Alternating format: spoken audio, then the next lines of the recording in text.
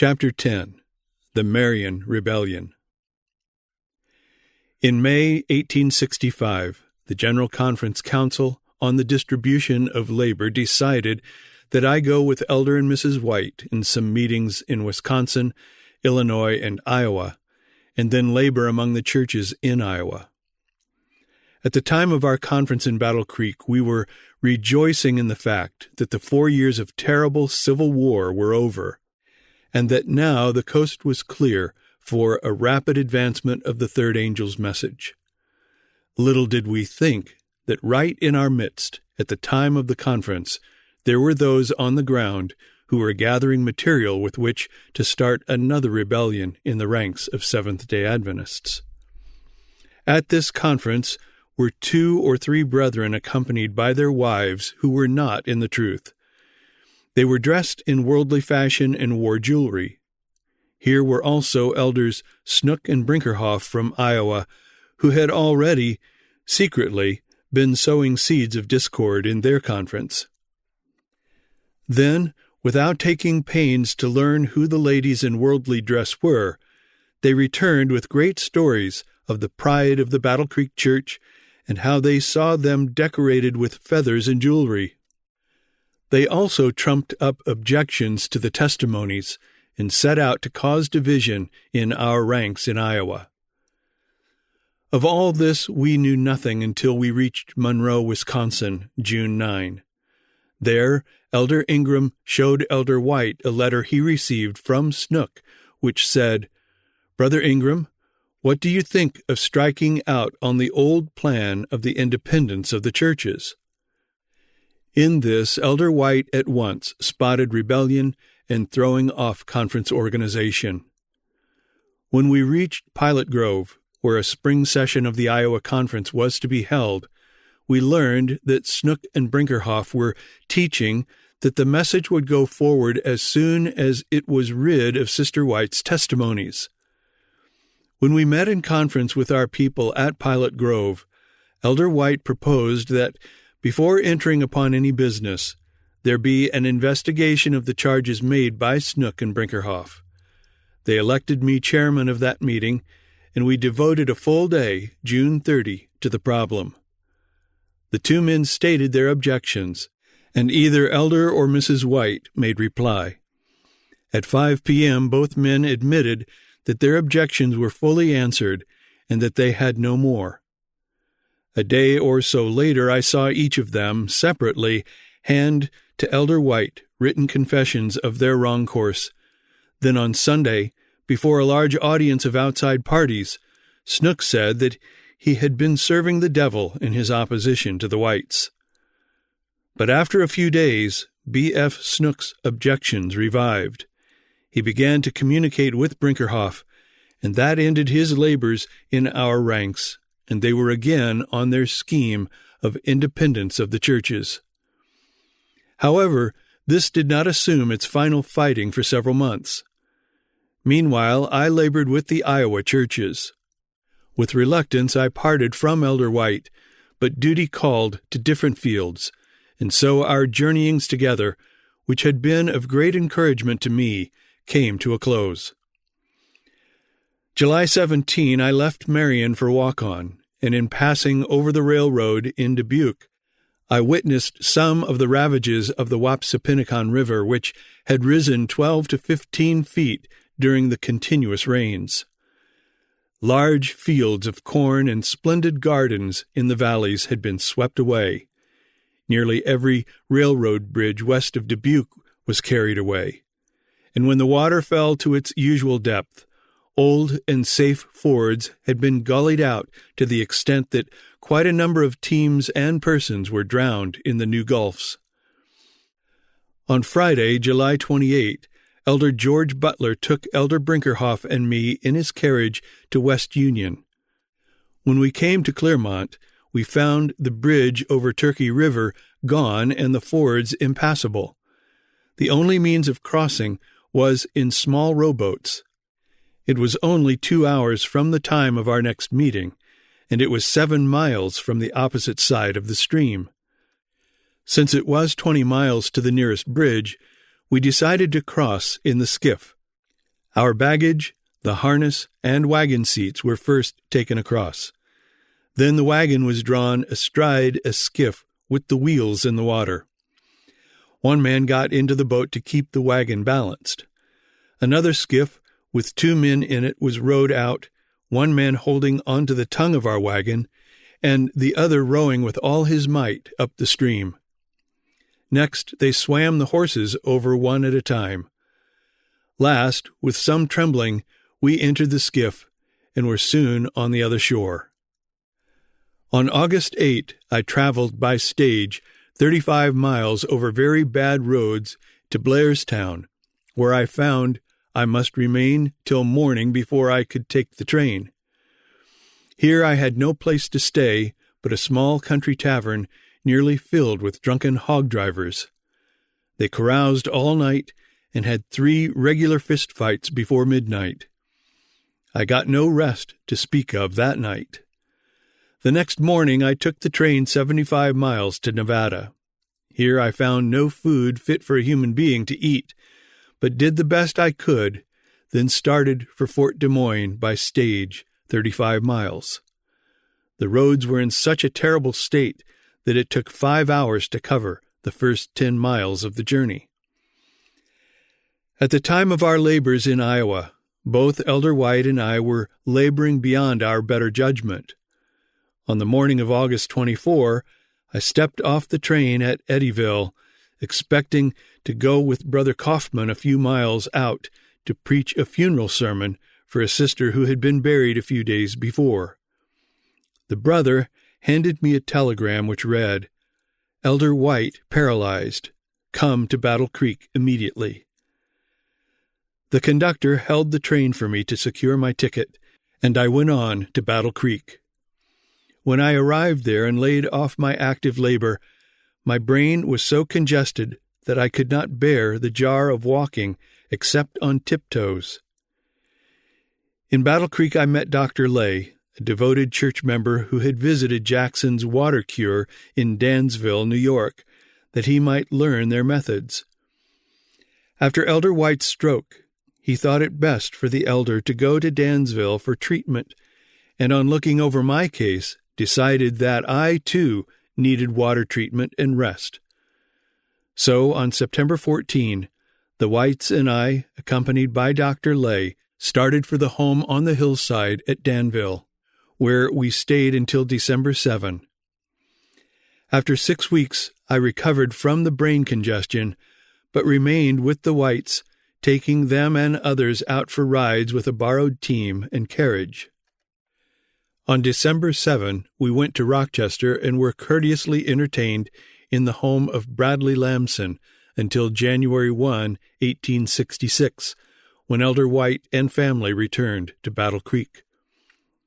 For 3 weeks, Elder Andrews, Elder and Mrs. Orton, and others met with us daily at Lamson's to pray for Elder White. On Christmas Day, the Rochester Church observed a fast, with 3 meetings in the city during the day. Then we met again in the evening at Lamson's to pray with Elder White. It was a powerful season. In the midst of it, Sister White had a vision, and Elder White was greatly blessed. In relating the vision, Sister White said, "Satan's purpose was to destroy my husband and bring him down to the grave. Through these earnest prayers, his power has been broken." By the time of my return to Battle Creek in the spring of 1866, Snook and Brinkerhoff had drawn off 45 of the 60 members of the Marion Church. They also gave energy to the Messenger and Hope of Israel parties, and were zealously fighting the testimonies of Sister White. They started a paper called the Advent and Sabbath Advocate. But before many months had passed, both men dropped interest in the Advocate and gave up the Sabbath. Brother Starr of Iowa told me that the day he was baptized, Brinkerhoff was present, and met him as he came up out of the water. Shaking hands with him, he said, "I am glad to see you take your stand with this people. They have the truth, and I am sorry I ever left them. It's too late for me to rejoin them. I am a lost man. The advocate, however, was continued by a man named William Long. But how could he be leader of a flock without an organization? They chose the name Church of God and soon organized churches and conferences, and finally a general conference with headquarters at Stanberry, Missouri. From January until April 3, 1866, I remained in western New York, then returned to my home in Michigan and found Elder White still quite feeble. As the time for the General Conference session was drawing near, and Elder White unable to carry the burden as in former years, it was decided to appoint 4 days of fasting and prayer, May 9 to 12, for Elder White and for heavenly wisdom in the coming sessions of the General Conference, the Publishing Association, and the Michigan Conference, May 16 to 21. These meetings were held in the church and in a 50-foot tent. On the morning of May 19, Sister White read to us for the first time the following testimony. Our people should have an institution of their own, under their own control, for the benefit of the diseased and suffering among us. Such an institution, rightly conducted, would be the means of bringing our views before many whom it would be impossible for us to reach by the common course of advocating the truth. When the testimony was read to our people, the question arose, how can we, in our condition of limited means, obtain and control a health institution? Elder White was in critical health, so the matter seemed to fall upon the Michigan Conference Committee, of which I was president. After agreeing to proceed in faith, I drew up a subscription paper and went first to J.P. Kellogg, who, in bold print, pledged $500. In a few days we had secured the residence of Judge Graves with 9 acres of land for $6,000. This is where the Battle Creek Sanitarium now stands. A 2-story building with 2 rooms above and 2 below for treatment rooms and water tank was erected. On September 5, 1866, the institution was formally opened for patients, having Doctors Lay and Byington as physicians, 2 helpers, and 1 patient, being less than 4 months from the time the subject was first mentioned to our people. In August, we began the publication of a 16-page monthly journal, The Health Reformer. When we began to receive payments for shares in the enterprise, it became necessary to form a legal organization, so I counseled with lawyers Dibble and Rhine. They told us there was no law for our case except the law for mining and manufacturing corporations, and such law provided for payment of dividends to stockholders. Thinking we must follow the law, we provided for a dividend of net earnings. When our first report was made in the spring of 1867, Sister White at once said, "This is not the course we are to take in managing our health institutions. The light given me is that the earnings of the institution should go to the building up of the institution and for charity work for the needy afflicted."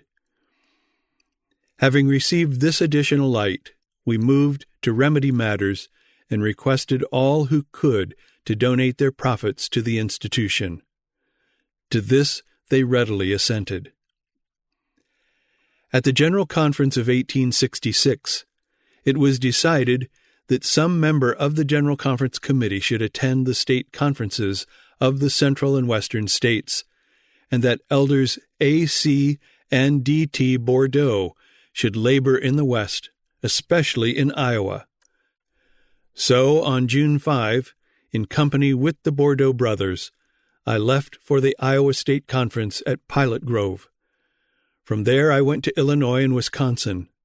Then I returned to Battle Creek, but on the way held meetings with the little company of 12 members in the great city of Chicago.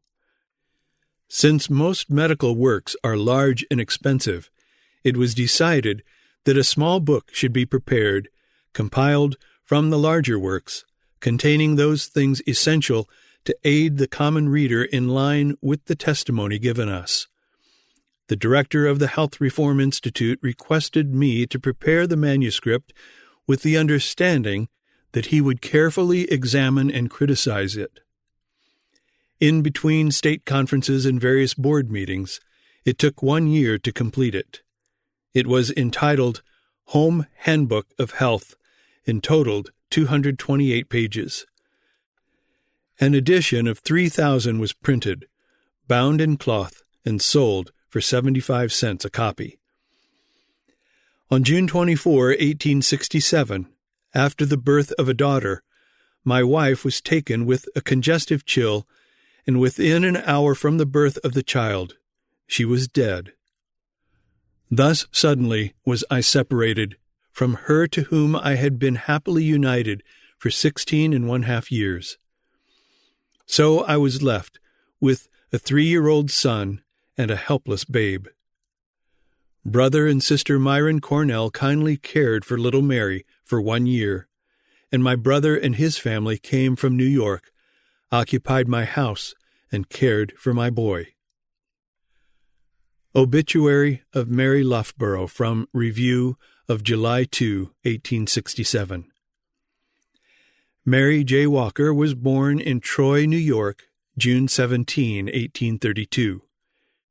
She was bereft of her father when but a few days old. A widowed mother still survives. She experienced religion under the labors of Elder E. R. Pinney of Rochester, New York, in 1849, who also now rests in hope. She was married to Elder J. N. Loughborough in 1851, by whom she had 5 children, 2 of them still living. With her husband, she embraced the truth of the third message under the labors of Elder J. N. Andrews in Rochester, New York, September 1852. She traveled with her husband in most of the states where there are Sabbath keepers, and is the Sister L referred to in Spiritual Gifts, Volume 2, page 220. She died at the age of 35 years and 7 days. An injury received by a fall some 2 weeks since was probably the immediate cause of her death. On the day of her decease, she gave birth to twin daughters, one of them, as it is supposed from the cause above mentioned, being dead. On the occasion of the funeral, the 26th instant, Brother Hutchins spoke from 1 Thessalonians 4, verse 14. So we left her in Oak Hill Cemetery, a new treasure committed to the tomb, there to slumber with her little one sweetly pillowed on her arm, till the life-giver shall return to rescue his jewels from the dominion of the enemy.